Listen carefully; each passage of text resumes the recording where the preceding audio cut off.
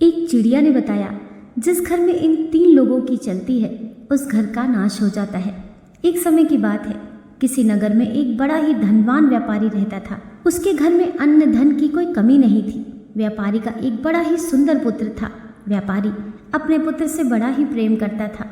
व्यापारी और व्यापारी की पत्नी को विवाह के बहुत सालों बाद संतान की प्राप्ति हुई थी। वे दोनों अपनी संतान से बहुत अधिक प्रेम करते थे। व्यापारी हर कार्य को अपने पुत्र से पूछकर करता था। व्यापारी का पुत्र अभी छोटा था, परंतु प्रेम में अंधा व्यापारी वही करता था जो उसका पुत्र कहता था। व्यापारी का पुत्र जो भी उससे मांगता वो व्यापारी उसे ला कर देता था। व्यापारी के घर के बाहर एक वृक्ष था। उस वृक्ष पर कई सालों से एक बूढ़ी चिड़िया रहती थी। वह व्यापारी के घर को अच्छे से जानती थी और व्यापारी भी उस चिड़िया की बड़ी सेवा करता था। उसे दाना पानी खाने के लिए दिया करता था। बूढ़ी चिड़िया ये देखकर बड़ी ही चिंतित थी कि व्यापारी अपने पुत्र की हर बात को मान लेता है। तब वह बूढ़ी चिड़िया व्यापारी से कहती है कि हे व्यापारी, तुम्हें अपने पुत्र के प्रेम में अंधा नहीं होना चाहिए। तुम्हारी ये गलती तुम्हें आगे जाकर बहुत भारी पड़ेगी। तब व्यापारी कहता है कि अरे चिड़िया, तू नहीं जानती, मेरा पुत्र स्वयं भगवान का रूप है। कितनी मिन्नतों के बाद मुझे पुत्र की प्राप्ति हुई। अब तो वह जैसा कहेगा मैं वैसा ही करूँगा। अरे पुत्र प्रेम में अंधे व्यापारी, तुम्हें मेरी बात ऐसे समझ में नहीं आएगी। मैं तुम्हें एक कहानी के माध्यम से बताती हूँ। फिर वह चिड़िया अपनी कहानी प्रारंभ करती है और कहती है कि एक गांव में एक सेठ रहता था। वो सेठ बड़ा ही भोला भाला था। उस सेठ के 4 बेटे थे। सेठ अपने चारों बेटों के साथ घर में आराम से रहता था। सेठ ने अपने सभी बेटों का विवाह कर दिया था। सेठ की चारों बहुएं सेठ की खूब सेवा किया करती थी। सेठ की छोटी बहू के घर में आने के बाद सेठ का घर बड़े सुख से चल रहा था। सेठ का व्यापार भी अच्छे से चल रहा था। छोटी बहू के आने के बाद सेठ के घर में अन्न धन की कोई कमी नहीं थी और घर का माहौल बड़ा ही शांति भरा था। उनके घर में कभी कोई लड़ाई झगड़ा नहीं होता था। सेठ के सभी पुत्र एक साथ मिलकर रहते थे और सेठ की बहुएं भी आपस में बड़ा ही प्रेम करती थीं। चारों बहुएं मिलकर एक साथ खाना पकाती थीं और अपने पतियों और ससुर को खिलाती थीं। इधर सेठ का व्यापार भी बड़े अच्छे से चल रहा था। चारों बेटे व्यापार को बड़े अच्छे से संभाल रहे थे। सेठ सोचता था कि अब तो उसका जीवन सफल हो चुका है। घर में चारों बहुएं बड़े ही प्रेम से रहती हैं। मेरा व्यापार मेरे चारों पुत्र बड़े ही अच्छे से संभाल रहे हैं। अन्न धन की घर में कोई कमी नहीं है। ऐसा विचार करके सेठ बड़ी सुकून की नींद लिया करता था। सेठ के जीवन में किसी प्रकार का कोई कष्ट नहीं था। सेठ की इतनी अच्छी जिंदगी देखकर गांव के लोग सेठ से जलने लगे थे।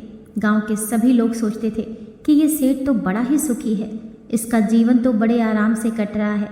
वह चिड़िया आगे कहती है कि हे व्यापारी, अक्सर मनुष्य दूसरों की तरक्की से जलता है। जिस प्रकार केकड़े एक दूसरे का पैर पकड़कर किसी को आगे नहीं बढ़ने देते हैं, उसी प्रकार मनुष्य भी दूसरे को आगे बढ़ता हुआ देखकर उसका पैर पकड़कर उसे पीछे खींचना चाहता है। मनुष्य खुद की तरक्की से जितना खुश नहीं होता, उतना दुखी वह दूसरों की तरक्की देखकर हो जाता है। अब सेठ को आगे बढ़ता हुआ देखकर गांव के सभी लोग उससे जलने लगे थे। कोई भी सेठ से सीधे मुंह बात नहीं करता था। सभी सोचते थे कि किस तरह सेठ का जीवन कष्टों से भर दिया जाए। यही सोचकर गांव के कुछ लोग सेठ के कुल पुरोहित के पास जाते हैं और उसे कहते हैं, अरे पुरोहित जी, आप यहाँ पर सूखी रोटी खा रहे हैं और उधर आपका यजमान सेठ बड़े आराम से पकवान खा रहा है। तब पुरोहित कहता है कि आप लोग क्या कहना चाहते हैं, मैं कुछ समझा नहीं। तब गांव के लोग बताते हैं कि पुरोहित जी, आपका जीवन तो आपके यजमानों से ही चलता है, परंतु आपका यजमान तो बड़ा ही सुखी है। उसके जीवन में तो किसी प्रकार का कोई कष्ट नहीं है। ज़रा याद करिए कि आपको इस यजमान ने आखिरी बार अपने घर कब बुलाया था। अगर आपके यजमान आपको अपने घर नहीं बुलाएंगे और आपसे हवन पूजा नहीं करवाएंगे तो भला आपकी रोजी रोटी कैसे चलेगी। कुल पुरोहित को ग्रामवासियों की बात समझ में आ गई। वो भी सोचने लगा कि बात तो सही है, सेठ ने बहुत समय से मुझे अपने घर नहीं बुलाया है और उसका जीवन बड़े ही सुख से कट रहा है। इस प्रकार तो मेरी पत्नी और बच्चे भूखे मरने लगेंगे। फिर कुल पुरोहित कहता है कि अरे भाइयों, आपकी बात तो बिल्कुल सत्य है। सेठ तो बड़ा ही धनवान बन चुका है। उसका व्यापार भी तेजी से बढ़ रहा है। उसके चारों पुत्र बड़ी मेहनत करते हैं और उसके घर में चारों बहुएं मिलकर बड़े ही प्रेम से अपना जीवन निर्वाह कर रही हैं। उसके जीवन में किसी प्रकार का कोई दुख नहीं है।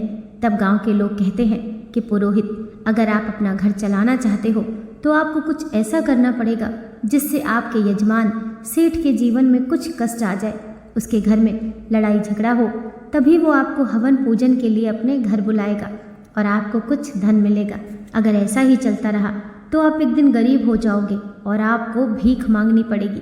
इतनी बात कहकर गांव के सभी लोग कुल पुरोहित के यहाँ से चले जाते हैं। अब इधर वह पुरोहित बड़ी ही चिंता में डूब जाता है और सोचता है कि अब मैं ऐसा क्या करूं कि सेठ के घर में लड़ाई झगड़ा होने लगे, उसका व्यापार बंद पड़ जाए, तभी वह मुझे हवन पूजन के लिए अपने घर बुलाएगा। अब ऐसा सोचकर वह पुरोहित एक साधु के पास जाता है और कहता है कि हे महात्मा, मेरी सहायता कीजिए। मेरे गांव में मेरा यजमान है जो एक सेठ है, वह बड़ा ही सुखी जीवन जी रहा है। उसके जीवन में किसी प्रकार का कोई कष्ट नहीं है, परंतु जिस प्रकार चोरों का जीवन लापरवाह लोगों से चलता है, उसी प्रकार पुरोहित और पंडितों का जीवन अपने यजमानों से चलता है। अगर यजमान के घर में कोई दुख तकलीफ नहीं होगी तो वो हमें नहीं बुलाएंगे, तो हमारा जीवन कैसे चलेगा, हम धन कैसे अर्जित करेंगे, हम तो भूखे मर जाएंगे। तब साधु ने कहा, पुरोहित जी, आखिर आप चाहते क्या हैं? पुरोहित ने कहा, हे महात्मा, मैं चाहता हूँ कि सेठ के जीवन में कुछ कष्ट आने लगे, उसके घर में लड़ाई झगड़ा होने लगे, तभी वह मुझे हवन पूजन के लिए निमंत्रण देगा। चिड़िया आगे कहती है कि हे व्यापारी, कुल पुरोहित की बातें सुनने के बाद साधु ने कहा कि पुरोहित जी, आपका काम तो बड़ा ही छोटा सा है। मैं आपको अभी देखकर बताता हूँ कि सेठ के जीवन में इतनी सुख और समृद्धि का क्या कारण है। अब साधु अपनी दिव्य दृष्टि से आंखें बंद करके देखते हैं और कुछ देर देखने के बाद साधु आंखें खोलकर अपने सामने बैठे कुल पुरोहित से कहते हैं कि पुरोहित जी, सेठ के आगे बढ़ने का कारण उसके घर में छोटी बहू है। सेठ की जो छोटी बहू है वो साक्षात लक्ष्मी का रूप है। वह बड़ी ही संस्कारी और बड़ी ही बुद्धिमान स्त्री है। जब से वह सेठ के घर में आई है तो सेठ के घर में सब कुछ अच्छा ही हो रहा है, कोई लड़ाई झगड़ा नहीं हो रहा है। ऐसी स्त्री जिस भी घर में रहती है वो घर खूब फलता फूलता है। तब पुरोहित ने कहा, हे महात्मा, अगर ऐसा है तो इसका कोई रास्ता तो होगा जिसके जरिए सेठ के घर में लड़ाई झगड़ा होने लगे। तब साधु ने कहा, पुरोहित, तुम चिंता मत करो, तुम्हें बस एक काम करना है। तुम सेठ के घर जाना और सेठ से कहना कि सेठ जी, मुझे आपके खेत में से एक हरा बांस चाहिए। तुम सेठ से हरा बांस मांगकर उसको अपने घर लाकर रख देना। जब तुम ऐसा करोगे तो कुछ ही दिनों में सेठ निर्धन हो जाएगा, उसके घर में लड़ाई झगड़ा होने लगेंगे। साधु की ये बात सुनकर वह अपने घर चला जाता है और सोचता है कि अब मैं अगले ही दिन सेठ के घर जाऊंगा और उसके खेत में से एक हरा बांस मांग लूंगा। अगले दिन पुरोहित सेठ के घर जाता है और आवाज़ लगाता है। फिर सेठ बाहर आकर देखता है तो वह अपने कुल पुरोहित का बड़ा स्वागत करता है और उसे ले जाकर अंदर बिठा देता है। सेठ कहता है कि बताइए पुरोहित जी, आज इतने दिनों के बाद आपका हमारे घर कैसे आना हुआ? तो पुरोहित कहता है कि सेठ जी, बस यहाँ से गुजर रहा था तो सोचा आपसे मिलता चलूं। अब पुरोहित अपनी मीठी मीठी बातों से सेठ को फंसाता है और कहता है, सेठ जी, मुझे आपके खेत में से एक हरा बांस चाहिए, क्या आप मुझे दे सकते हैं? तब सेठ कहता है, अवश्य पुरोहित जी, मैं अभी ला कर देता हूँ। अब सेठ अपने खेत में जाता है और एक हरा बांस का टुकड़ा तोड़ कर ले आता है। तभी अपने ससुर को आता हुआ देख सेठ जी की छोटी बहू भाग कर आती है और कहती है, पिताजी, आप ये बांस का टुकड़ा क्यों लेकर आए हैं? तब सेठ बोला कि बेटी, पुरोहित जी हमारे घर आए हैं और उनको एक हरा बांस का टुकड़ा चाहिए, इसीलिए उनको देने के लिए मैं ये टुकड़ा लेकर आया हूँ। तब छोटी बहू कहती है, पिताजी, आप ये बांस का टुकड़ा पुरोहित जी को अवश्य दे दीजिए, परंतु इससे पहले कुछ देर आप ये बांस का टुकड़ा मुझे दे दीजिए, मैं कुछ ही देर में ये लाकर आपको दे दूंगी। अब छोटी बहू को वह बांस देकर सेठ वहाँ से चला जाता है। इधर छोटी बहू बांस में से कुछ हरे पत्ते तोड़कर अपने घर बंधी काली गाय को खिला देती है। इसके बाद वह बांस ले जाकर सेठ को दे देती है। अब सेठ हरा बांस पुरोहित को दे देता है। फिर वह पुरोहित बड़ा ही खुश हो जाता है और सोचता है कि अब तो सेठ के घर की खुशी उसने मुझे दे दी है। अब पुरोहित खुश होता हुआ अपने घर लौट जाता है और घर जाकर वह बांस का टुकड़ा रख देता है और सोचता है कि अब कुछ ही दिनों में सेठ मुझे याद करेगा, क्योंकि उसके घर में खूब लड़ाई झगड़े होंगे, तब हवन पूजन करके मैं उससे अच्छे पैसे मांग लूँगा। ऐसा विचार करके वह बड़ा ही प्रसन्न हो रहा था। अब पुरोहित इंतज़ार करने लगता है कि कब सेठ का बुलावा आएगा। इंतज़ार करते करते पुरोहित को 3 महीने बीत गए, परंतु कोई बुलावा नहीं आया। फिर एक दिन पुरोहित दोबारा साधु के पास गया और बोला, हे महात्मा, आपके बताए अनुसार मैंने सेठ से उसके खेत में से हरा बांस मांग लिया था, परंतु आज 3 महीने बीत चुके हैं, अभी तक सेठ ने मुझे कोई बुलावा नहीं भेजा है। तब साधु आंखें बंद करके अपनी दिव्य दृष्टि से देखते हैं तो वे बताते हैं कि दरअसल बात यह है, जब सेठ आपको हरा बांस दे रहा था तो उसकी छोटी बहू ने उसमें से हरे पत्ते तोड़कर अपनी काली गाय को खिला दिए थे। इसी कारण उसकी खुशियाँ और सुख समृद्धि उसके घर में ही रह गई। परंतु आप चिंता मत करो, आपकी सहायता मैं करूँगा। साधु आगे कहता है कि पुरोहित जी, अब आपको वापस सेठ के घर जाना है और सेठ से उसकी काली गाय मांगकर अपने घर लेकर आना है।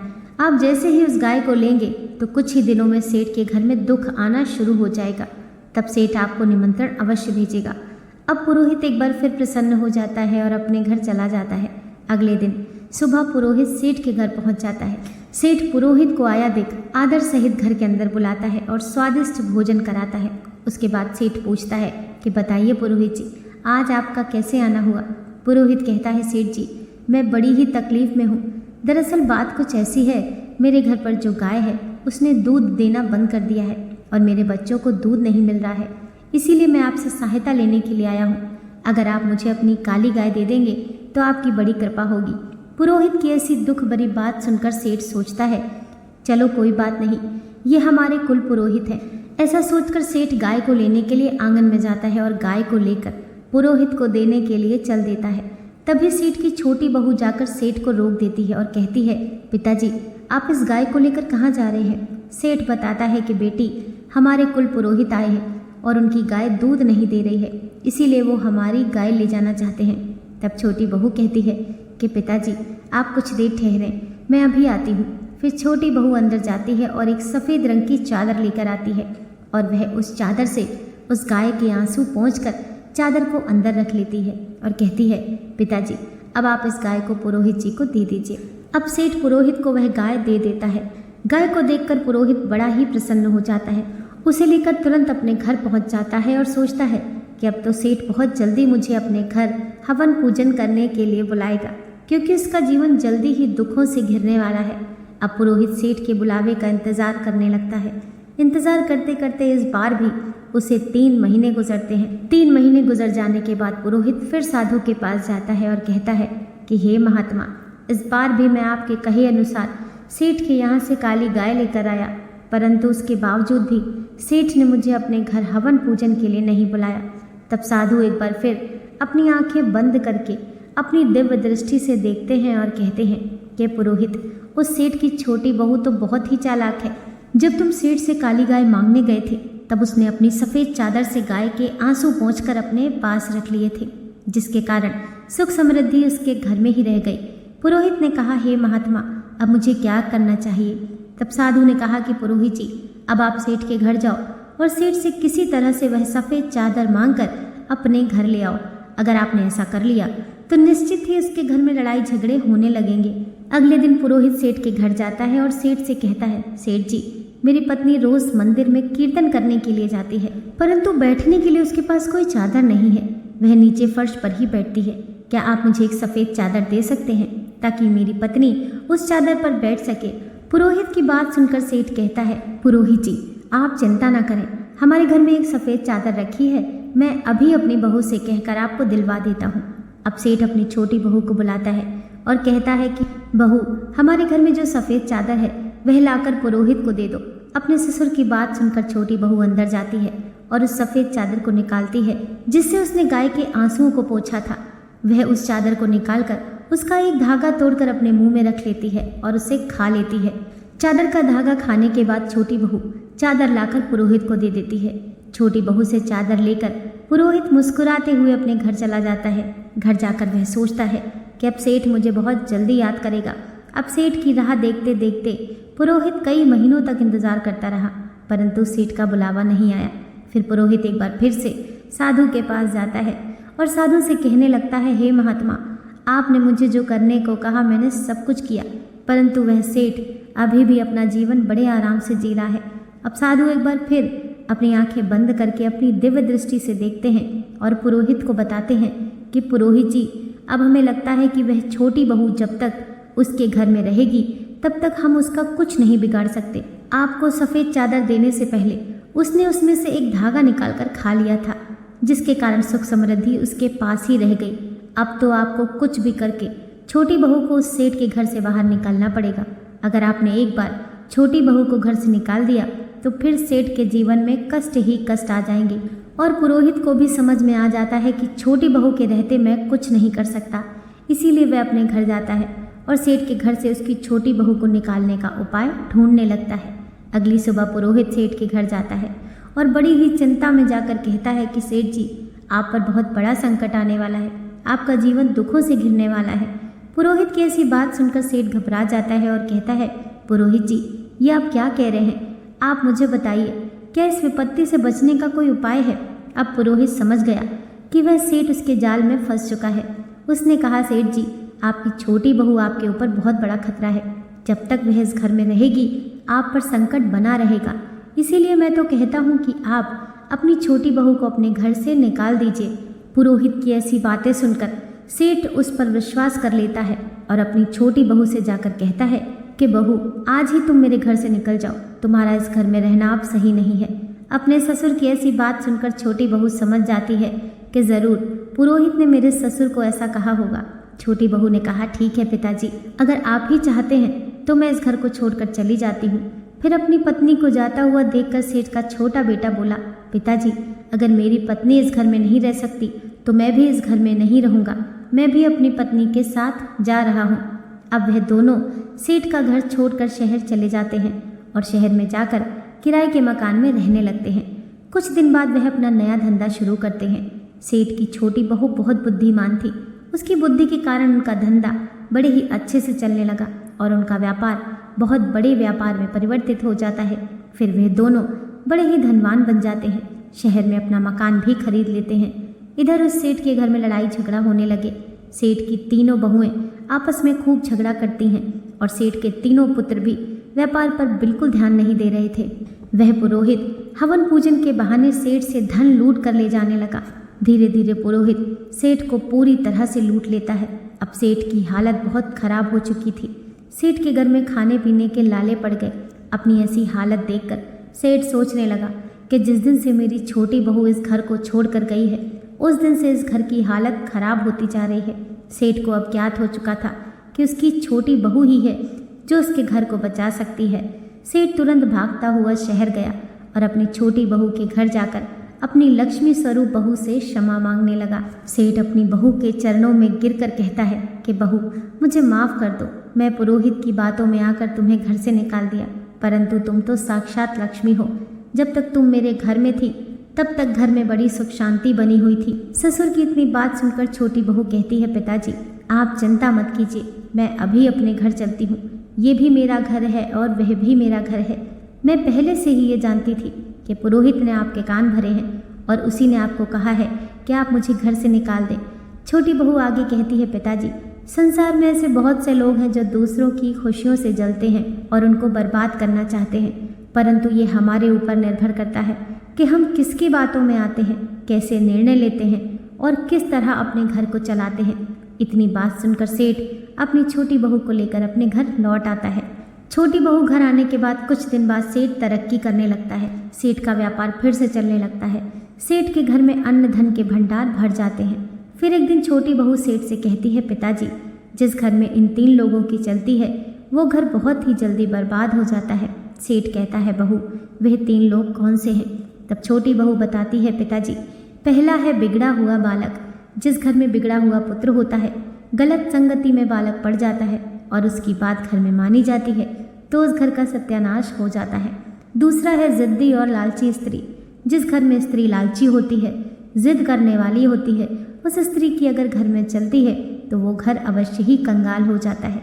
तीसरा है जिस घर का मुखिया बाहर वालों की बातों में आ जाता है, बाहर वालों के कहे अनुसार चलता है, उस घर का सत्यानाश हो जाता है। छोटी बहू आगे कहती है, पिताजी जिस प्रकार आप पुरोहित की बातों में आ गए थे उसी प्रकार अगर घर का मुखिया बाहर वालों की बातों में आ जाता है तो उस घर का सत्यानाश हो जाता है। दोस्तों आशा करती हूँ आज की कथा ज़रूर पसंद आई होगी। वीडियो पसंद आई हो तो लाइक कीजिए, चैनल को सब्सक्राइब कीजिए। मिलते हैं नेक्स्ट वीडियो के साथ।